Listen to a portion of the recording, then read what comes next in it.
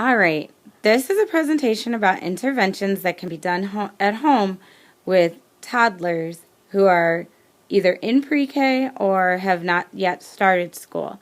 I designed it for early educators, parents, or anyone who works with young children. All right, so we're going to start out with what is an intervention. It's pretty much a step to make modifications to instruction to help children achieve more. Some examples of interventions are homework, educational websites, educational videos, and different homemade activities that I will show you shortly. Okay, who would design or create the interventions? Parents, teachers, students, anyone can make an intervention. It is really simple. You can do an intervention just by pointing out the McDonald's sign. What letter is that, boys and girls? Oh, it's an M, Mom. And that's an intervention. Okay. And what can these interventions be used for? They can be used for academics, alphabet, numbers, color, shapes, any other type of basic skills, and or behavior. How do you document and keep track of these interventions? You can create checklists, you can use forms, portfolios, and in the portfolios you can add work samples. I will have examples of all of these things for you shortly. Okay, the types of interventions that can be used at home and at school. Some are flashcards, you can use worksheets, you can do hands-on activities, you can even use music and movement as part of your interventions.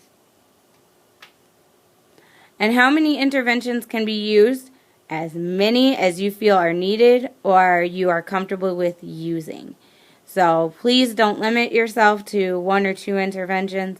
Use as many as you possibly can to help your child or your students get where they need to be. Okay, and right here I actually have some websites that you as parents can access to help your children at home. I have Starfall, ABC Mouse, Teacher's Notebook. You can even go on Teachers Pay Teachers and School Sparks. There are many other websites, and I will try and make sure that I get them up here or I at least include them in this presentation later. But these are just a few of them. As you see, I have a lot of different interventions that I use in my classroom. I'm actually in my classroom right now. But I can also make these at home and recreate them there. The way I use my intervention, I promised you that I would show you an intervention plan. Well, my district developed this intervention plan. It's called RTI PBIS Intervention Plan. And RTI stands for Response to Intervention, and PBIS stands for Positive Behavior Intervention Systems. So this is a plan that goes over both academic and behavioral intervention plans. And as you see, we write the date that the plan was created. We write the student's information, their name, their grade, their date of birth, and the team. The team can consist of a many number of people. It can consist of the teacher, the parent, the student, the speech pathologist, the occupational therapist, whoever you decide you want on the team. And underneath you write your name, your title, and you sign. And you write, you answer these questions about the data referral. So we have another form, has it been completed? Has it been turned in? We have these meetings once a month on these students. So why are we having the meeting? What were the results? So, okay, if we had a meeting because James is throwing fits whenever his mom leaves, we would talk about different strategies that we can use to try and help James stop throwing these fits. And that would be put in the results of this meeting. Other notes and considerations, there may be some separation anxiety, or he may just be going through a rough time. So if that's the case, you make sure that you add that in there.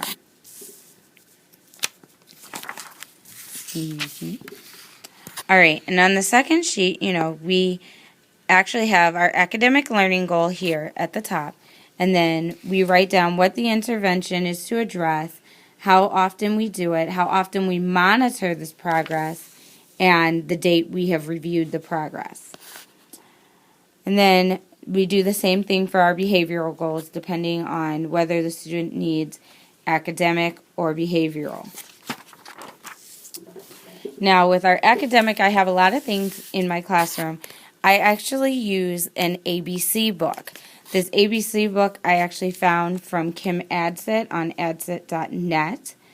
She has a lot of ABC books. She has the boxes with the different letters on there with the pictures. The pictures the students cut out themselves. These are for older students, of course. I've modified it for my younger students. But they would cut these pictures out and post them on their letter boxes. Their letter boxes go from A to Z, and the way the students would use this is after they've cut out the boxes, put them all together, written their name on the very first page under my ABC book by, they would read it, say, Y, for yo-yo. That's something that helps them learn their letters and their letter sounds together, as well as something that begins with that letter. This is something that I've used with a few of my students for about 4 to 5 weeks, and I have seen significant improvement. I've used this intervention about 3 times a week, depending on their attendance. But whenever I can catch them, if they're a student who doesn't come to school very often, I grab them, we read their ABC book, and I've seen significant gains, even some as far as 10 to 15 letters in 1 quarter, which is a vast improvement. I also have this lovely intervention for numbers. It actually helps them recognize the number, the numeral. So they recognize the number 1, and then they actually match the quantity. So you're working on a number of different skills with this particular intervention, but it has helped a lot of my students actually learn the numerals and be able to verbally identify them for me. And what I did was, I received from Confessions from a Homeschooler. This was not free. It wasn't expensive, but it was not free. I printed it on cardstock. I laminated and cut it out. But I did print it double-sided so that I can use it over and over again. I like to use pom-poms with this with my students because they tend to do this. When we were in M week, we used M&Ms. And these mats, because they're laminated, are very easily wiped off and they are durable.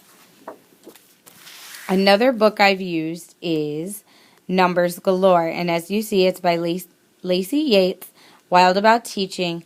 I love blogs. Blogs are a wonderful place to find interventions and just ideas for your classroom.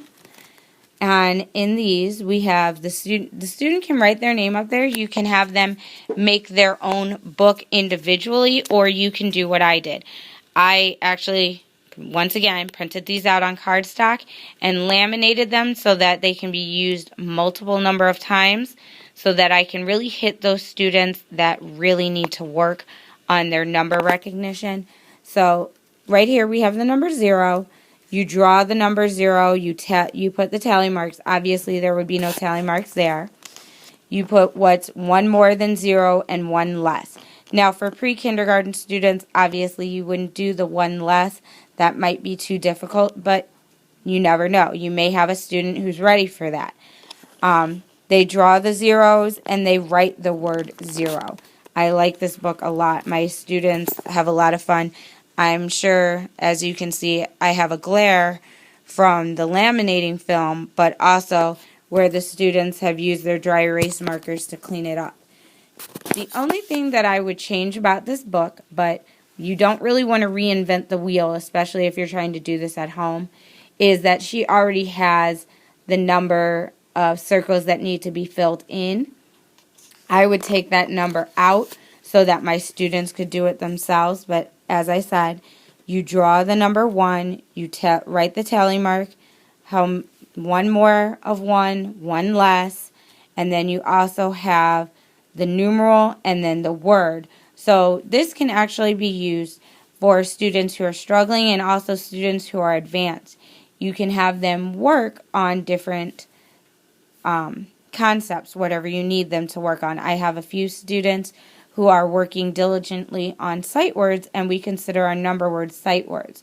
So this ONE1 really helps them because not only are they spelling it, they're writing it, and they're seeing it in different forms so that it stays within their brains. Now, I have a couple of books here, and I'm sure everyone who's watching this post has books at home. I have these in my classroom as well as at my house. I have a 2-year-old daughter, and she loves The Wheels on the School Bus. The Wheels on the School Bus is a nice book because it goes to the tune of The Wheels on the Bus. And it goes through the different teachers and what the different teachers, tell the students as they get on and off the bus.